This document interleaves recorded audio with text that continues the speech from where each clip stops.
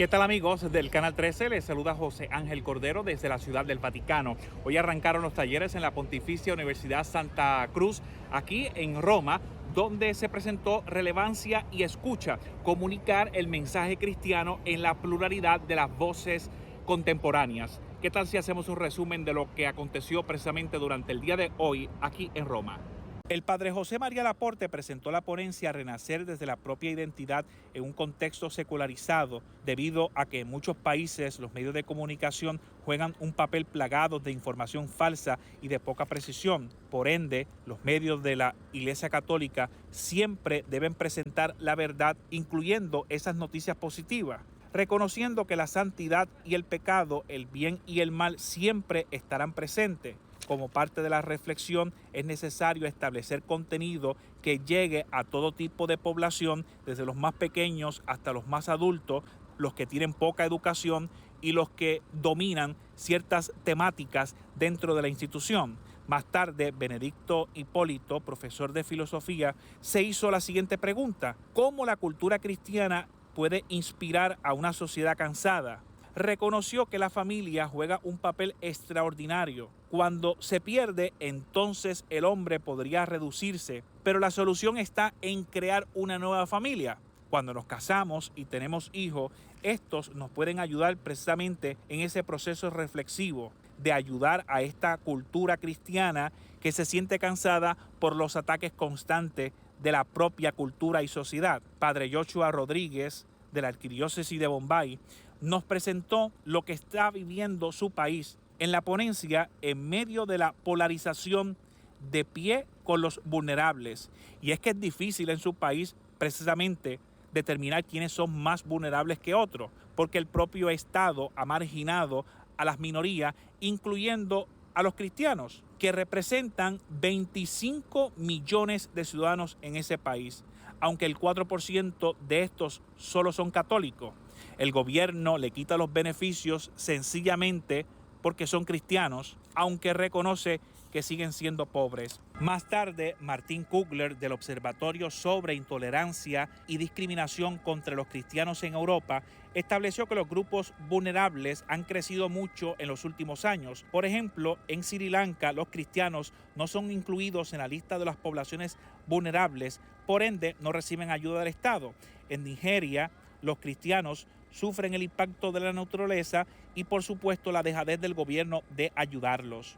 Como reflexión, se estableció que la Iglesia debe contar lo que hace por los pobres. Como ejemplo, la obra de Cáritas en cada parroquia y en cada país. Posteriormente, Marta Isabel González Álvarez presentó la comunicación para la solidaridad y el papel de la escucha en los departamentos de comunicación de las organizaciones. Como meta se estableció que es necesario impulsar la comunicación para la solidaridad. Además, explicar los beneficios de las organizaciones sin fines de lucro, con especial atención a la caridad de la Iglesia, y siempre escuchar los departamentos de comunicación para tratar de explicar algo tan sencillo como, por ejemplo, ¿qué es noticia? Ese director de noticia, ese periodista debe autoescucharse, posteriormente escuchar a su equipo de trabajo, luego el sector, el entorno, posteriormente la sociedad y finalmente distribuir a través de los medios de comunicación. José Gabriel Andrado presentó Juventud, Fe, Futuro, un retrato de cómo la juventud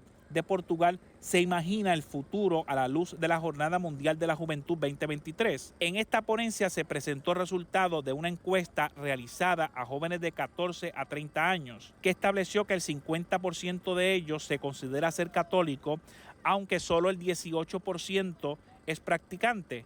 Esperan que con la llegada de cientos, por no decir miles, de jóvenes de todas las partes del mundo, se sientan inspirados en continuar visitando la iglesia y participar activamente.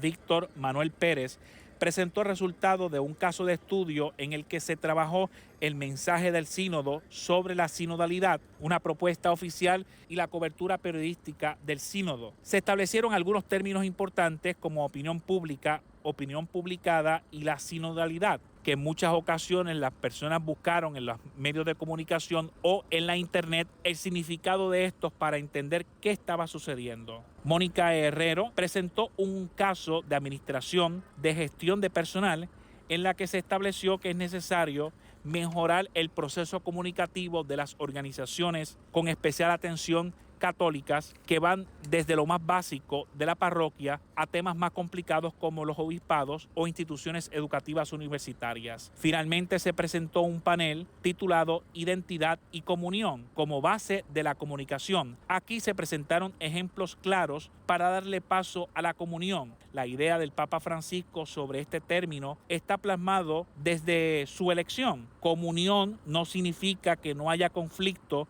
por lo que podemos enfrentarnos a situaciones como esta. La comunicación evangélica no se puede separar de la comunión. Finalmente, el último deponente de este panel nos presentó la vida de los salesianos a nivel internacional en las distintas comunidades que están establecidos.